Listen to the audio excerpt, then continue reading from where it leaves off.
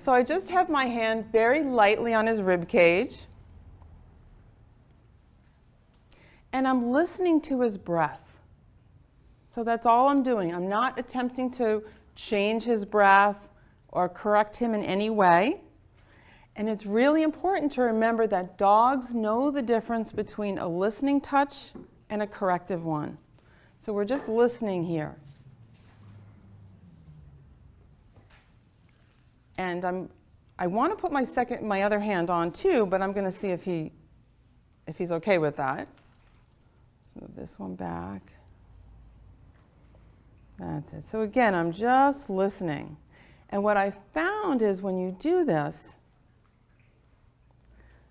oftentimes the dogs want to keep this connection. So what I will start doing, especially if a dog has, he's breathing fine, you know, he's probably a little faster than he normally breathes, but not that much. But if the dog is breathing in a shallow way, what I sometimes do is I very, very gradually, and that's the key word is gradually, start to take my hands away. And by doing that, a lot of times the dog increases the breath to maintain the contact. It's like you can imagine it was like a magnetic attraction, you know? So, but you have to do it very gradually. If you do it too quickly, then it just spoils the whole thing. I think you're fine down there. I think you're fine, Dewey. Okay. So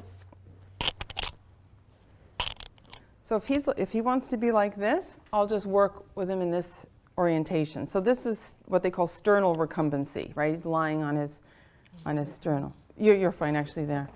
Thank you though. So I'm just listening to his breath. And this is also allowing him to get used to my touch. I'm not going to pull out a hypodermic needle or because they don't know, right? They don't know what you're doing with them. So I'm just listening. And he seems to be doing okay, so I'll just move my hands to another part. I just move my hands a little bit up towards his spine.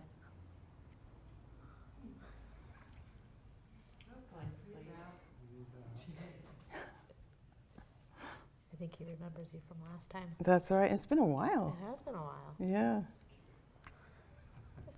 And now Dewey was run over by an ATV. Yeah. How long ago? That was I want to say couple of years. It was before Liam, right? Or no? Yeah, it was when Mandy was pregnant. So Oh, okay. So he's 3, Liam? 3.5 years ago. Okay, I want to 3.5 say. years ago. Yeah, yeah. Thank God he's okay, but he's had a little issues with elimination, right? Yeah. Yeah. Back end a little bit. Yeah.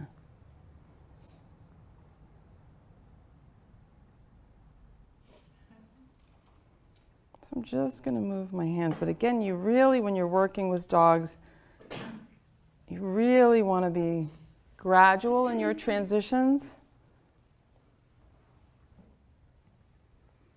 Just listening.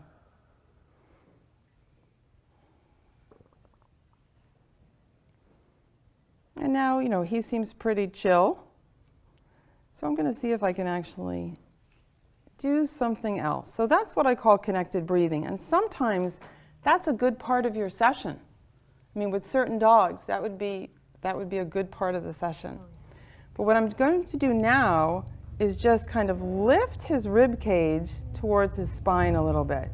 It's just I know that's a loud motorcycle or something.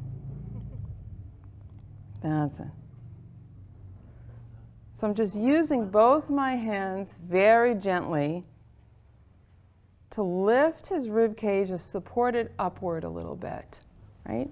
And this can actually relieve a lot of the tension around the back and the shoulders.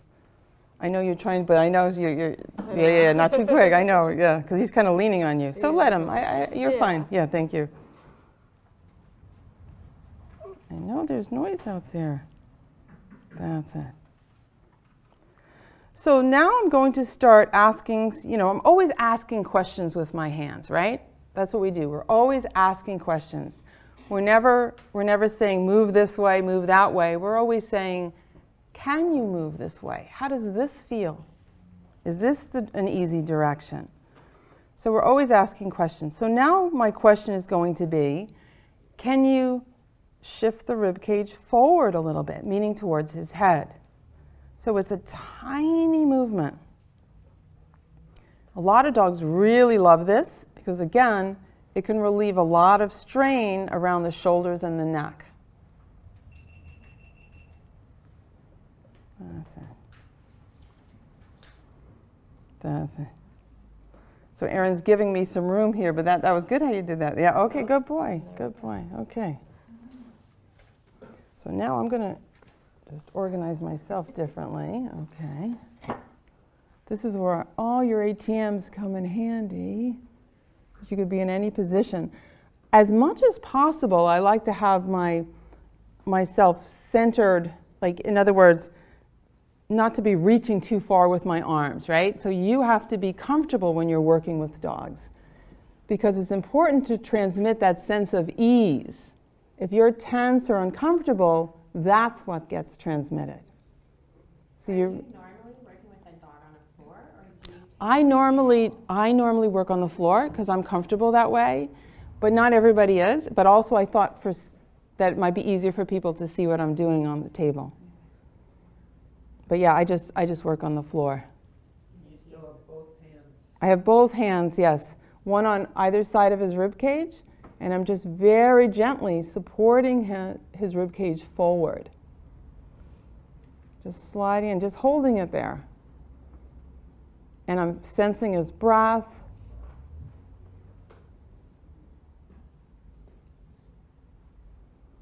And now I'm going to move one side at a time. So this is kind of like rolling the rib cage from side to side.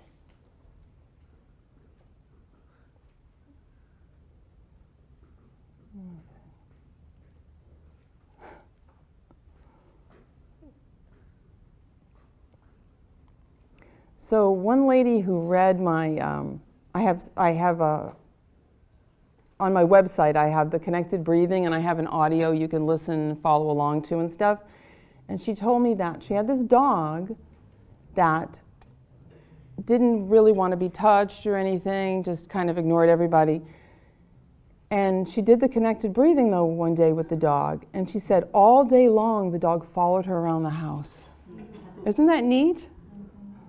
The dog really, really appreciated it. So it's amazing what these small supportive movements can do. That's it. So I'm very gently, I'm using my right hand to kind of lift the rib cage and roll it to the left. Then I let that go very gradually, and my left hand rolls the rib cage to the right. So I'm just going from side to side, and I can show you this with yourself. We're going to do a little practice actually, so you can feel this.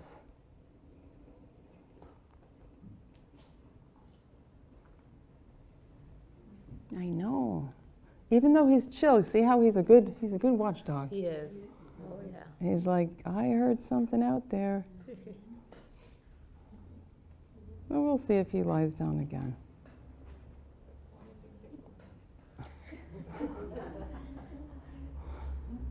That's it. I really like what you're doing. Yeah, yeah. Hopefully someone else will take care of that. Okay, so now I'm going to stop. This is also important, is how you let go, right? You don't want to just drop your support.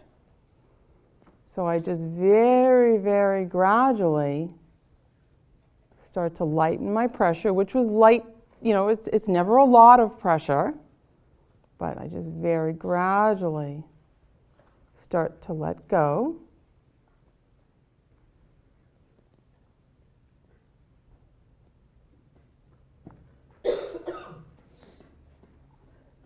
And then, even though I'm no longer rolling the rib cage, I'm no longer bringing it towards his head, but I still keep my hands there, right? Still keep my hands there.